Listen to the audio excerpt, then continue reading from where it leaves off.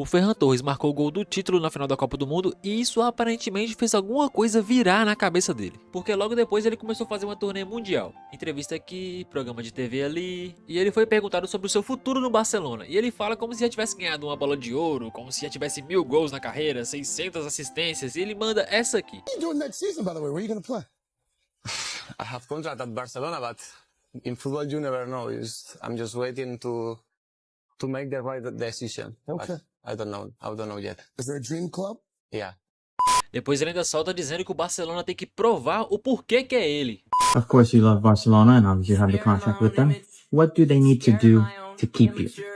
Bueno, mostrar que me quieren. Mano, irmão, calma, beleza, eu sei que você tá emocionado, marcou o gol lá na final da Copa do Mundo, beleza, momento único, mas o que o Barcelona tem que provar pro Ferran Torres que quer ele? E tem uma parte em tudo isso que ainda é mais estranha. O Barcelona não descobriu agora quem é o Ferran Torres. O Ferran Torres foi contratado há muito tempo, em um momento muito difícil do Barcelona, teve muitas oportunidades, mesmo quando não correspondia, continuava tendo oportunidades, e sempre foi uma opção muito importante de rotação para o time. Só que depois do gol da final, a percepção dele do tamanho de jogador que ele é, parece que mudou completamente. E eu entendo, realmente, o cara marca o gol na final da Copa do Mundo, é o momento mais importante talvez da carreira do Ferran Torres, ele tá muito feliz, todo mundo quer falar com ele, então a moral do cara vai lá em cima. E realmente, é o momento de aproveitar. Mas outra coisa é ficar mandando recado pra torcida do Barcelona dizendo que vocês precisam me convencer a ficar. Mano, o Barcelona já teve Ronaldinho, Neymar, Messi, Iniesta, Xavi, Busquets, Daniel Alves. Mano, o que o Barcelona precisa convencer o Ferran Torres a ficar no clube? Ele que devia pedir por favor pra ficar. E aí você começa a pensar de onde veio toda essa confiança. Porque quem acompanhou a carreira do Ferran Torres sabe exatamente que tipo de jogador ele é. Ele é bom? Claro. Útil? Com certeza. Pode decidir uma partida? Pode. Como decidiu na final da Copa do Mundo. Mas ele nunca foi aquele cara que você olha e pensa, esse cara aqui vai carregar o Barcelona nas costas. Na própria Copa do Mundo ele passou boa parte do torneio como opção de banco. Entrava, mudava o ritmo das partidas e foi realmente importante. Só que marcar o gol decisivo na final da Copa não muda o contexto da carreira dele. E esse é o ponto que me incomoda, porque parece que o Ferran Torres está tratando esse gol como se a carreira dele fosse deslumbrante de boa. Como se o patamar dele no futebol mundial tivesse aumentado depois do gol. Como se de repente o Barcelona tivesse que correr atrás dele. E não é assim que funciona. Você pode ser o herói de uma final de Copa do Mundo e ainda continuar sendo o mesmo jogador que era antes da final. O gol foi gigantesco, o momento foi gigantesco. Mas isso não transforma você automaticamente no craque que o mundo inteiro estava esperando. E é exatamente aí que essa história fica engraçada. Porque o Ferran Torres parece estar vivendo o melhor momento da carreira. E é talvez justamente por isso que começou a achar que é realmente maior do que ele é. E vamos entrar um pouco mais em detalhes, pode ser que o ódio do Ferran Torres não tenha vindo realmente do Barcelona, e sim um pouco da torcida. Quem mais pegava no pé dele era a torcida, a mídia espanhola e muita gente na internet. E muito pelo contrário, já vimos o Barça muitas vezes pressionar o jogador. Jogar o jogador contra a imprensa, criar manchete, pressionar em negociação, e não foi o caso em nenhumas vezes do Ferran Torres. E olha a prova disso, o Barcelona pagou 55 milhões para tirar o Ferran Torres do Manchester City. E isso acontecendo em um dos piores momentos da história do clube. Se eu não me engano, o Barcelona tinha acabado de perder o Messi ali, teve aquela negociação com o Agüero, que foi pro Barcelona e que falou que ia jogar com o Messi, e depois nem jogou com o Messi, uma confusão danada. Se eu não me engano, acho que tinha o Depay nesse elenco ainda, mesmo assim decidiu gastar 55 milhões no Ferran Torres. Então não dá pra dizer que o clube nunca valorizou o cara. Quando ele chegou, a confiança foi imediata. Ele foi colocado praticamente para jogar de cara, e muita gente até esquece que ele fez um ótimo jogo contra o Real Madrid, lá no Bernabéu, naquela vitória por 4-0. Naquela época a expectativa era enorme. Ferran era jovem, tinha vindo do Manchester City, e existia até aquela conversa de que ele poderia ser o próximo David Villa. Eu não tô zoando não, tinha essa conversa realmente na internet. Muita gente realmente acreditava que o Barcelona tinha encontrado um futuro craque. É claro também que essa expectativa muito alta pode ter sido gerada por causa do momento econômico do Barcelona, que era horrível. Então aparece um moleque ali jogando muito bem, correspondendo, eles criam a expectativa que é o novo craque possa ressurgir o time das cinzas, mas não foi o que aconteceu. Na primeira temporada, Ferran tinha muito mais espaço porque o elenco ofensivo não era nada forte. Depois chegaram Lewandowski, Rafinha e Dembélé. Ele continuou no elenco e a concorrência simplesmente aumentou. E aqui também tem outro detalhe que muita gente esquece. O Barcelona continuou dando oportunidades para Ferran. O problema é que ele não aproveitava. Ele entrava, perdia chances, não fazia gols, não conseguia manter boas atuações. Aí que técnico nesse mundo vai tirar o Dembélé ou Lewandowski para pôr Ferran Torres? Praticamente nenhum. Foi daí que vieram as críticas. O torcedor ficou impaciente, a imprensa caiu em cima e Ferran entrou naquele período que foi provavelmente o mais complicado de sua carreira. Ele mesmo chegou a falar de estar no verdadeiro fundo do poço. E aqui eu acho justo dar um pouco de crédito pro cara. Independente do futebol, quando o futebol passa de ser futebol e passa a ir pra parte mental, é muito complicado pra qualquer jogador. Não é uma forma muito simples de lidar. Mas ele conseguiu dar a volta por cima e conseguiu voltar a jogar bem. E o mais mais importante é que o clube continuou dando assistência e suporte pra ele. Em nenhum momento o Barcelona olhou pra ele e falou assim: ah, vamos me livrar desse cara, esse cara não presta. Então Ferran aparecer nesse momento dizendo que o Barcelona precisa mostrar por que é ele, é um pouco de coerência e um pouco até de ingratidão da parte do Ferran. Ah, e o Barcelona tem que provar que me quer, irmão. O Barcelona já fez isso muitas vezes. Se fosse qualquer outro clube do mundo já teria vazado, já teria dado linha há muito tempo. Pagaram uma fortuna pelo cara, botaram pra jogar, continuaram dando oportunidades mesmo quando o cara tava mal, e agora quer que o Barcelona prove que acredita nele. Então fica uma pergunta: se o Barcelona realmente não valorizasse Ferran Torres, por que nunca tentou se livrar dele? E aí que chegamos ao ponto mais importante: se outros clubes queriam e o Barça decidiu não vender, melhor ainda, nos dois cenários a conclusão é a mesma. O Barcelona acreditava nele. O cara chegou a 100 jogos pelo clube e, irmão, com todo respeito, você não pega 100 jogos no Barcelona se o Barcelona realmente não te quiser, ou se pelo menos não contar com você de alguma forma. Aí que nessa história entra Hans Flick. E aqui eu acho que realmente Ferran tem que agradecer ao treinador. Flick conseguiu recuperar a carreira dele. Ele entendeu uma coisa que talvez o próprio Ferran ainda não tenha entendido: você não precisa se transformar no Lewandowski ou no Rafinha. Ferran tem velocidade, movimentação, sabe trabalhar entre os espaços. Ele praticamente é aquele jogador que gosta de estar no lugar certo e na hora certa. Então Hans Flick transformou ele naquela arma perfeita para sair do banco e mudar uma partida. E funcionou. Hat-trick contra a Real Sociedade, gols importantes na Champions, gol decisivo na Copa do Rei, e ainda teve jogo que o Flick decidiu deixar o Lewandowski no banco para começar com o Ferran. Isso é confiança e nada mais. E é justamente por isso que eu não consigo entender quando ele fala que não é valorizado. Porque talvez o Ferran esteja confundindo duas coisas: não ser titular com não ser importante. São coisas completamente diferentes. Você pode ser importante para um time e mesmo assim não ser a primeira opção. E sinceramente talvez seja esse papel ideal para ele. Até porque, como eu disse no começo, ele não é um mau jogador, ele é um bom jogador, ele é útil para o time, tem velocidade, se posiciona bem, ele é tipo um jogador nota 6, que não dá para esperar tanto dele, mas também não dá para esperar que ele vai decepcionar tanto. O problema dele é a finalização. A inconsistência na frente do gol acompanha o cara há anos, e por isso que ele nunca conseguiu dar aquele salto na carreira de bom jogador para super estrela. E a situação é o seguinte: o Barcelona continua apostando nele, Flick continua apostando nele, os companheiros continuaram apostando nele. Você vê as comemorações dele quando ele marca, os caras tudo vão pra cima, comemoram, parece que é o cara muito querido pelo elenco. E ele realmente não é o cara que causa problemas dentro do vestiário. Torcedor pode zoar, eu posso zoar, você pode zoar, mas a gente também lembra daquela chance contra o Chelsea e se pergunta como esse cara quer ser protagonista dessa forma. Mas isso é uma coisa, o clube não respeitar você é outra. E o Barcelona respeitou Ferran em todo esse processo. Ele não tem do que reclamar. Então, como eu disse, ele tem muitos pontos positivos a favor dele no Barcelona. O treinador demonstra confiança nele, o clube nunca o desrespeitou, o clube ainda honrou ele muitas vezes, bateu no peito e não liberou ele para nenhum outro time, mesmo quando deveria ter liberado, mesmo quando ele fez partidas horríveis. O Barcelona continuou demonstrando total apoio a ele, e agora você mete o gol na final da Copa do Mundo e fica achando que é o Neymar de 2011, o Cristiano Ronaldo de 2017, o Messi de 2012. Irmão, aí não dá, né, cara? Esse gol foi enorme, mas ele não transformou o Ferran Torres em outro jogador. Se antes da final você achava que o Ferran Torres era um jogador 7 de 10, ele continua sendo o mesmo Ferran Torres, um jogador útil, um jogador importante, um ótimo jogador de rotação, mas não necessariamente ele é o cara. E talvez seja exatamente isso que ele precisa aceitar, porque se ele realmente quiser ser o protagonista absoluto, talvez ele precise ir para um lugar onde ele consiga ser o principal jogador. Só que tem aquele detalhe: a grama do vizinho sempre é mais verde. Se ele sair do Barcelona pensando que vai chegar em outro gigante e automaticamente virar estrela, pode acabar descobrindo que vai encontrar o mesmo problema que vinha enfrentando: mais concorrência, jogadores grandes, mais cobrança, e no fim tudo continua sendo aquilo que é hoje: um bom jogador de elenco que pode decidir partidas, mas também um jogador muito incoerente que às vezes vai deixar a desejar. Como eu disse, um jogador nota 6. E essa torneio de imprensa de pós-Copa, sinceramente, o cara realmente viajou muito na maionese. E nesse atual momento que eu estou gravando esse vídeo, ele tá quase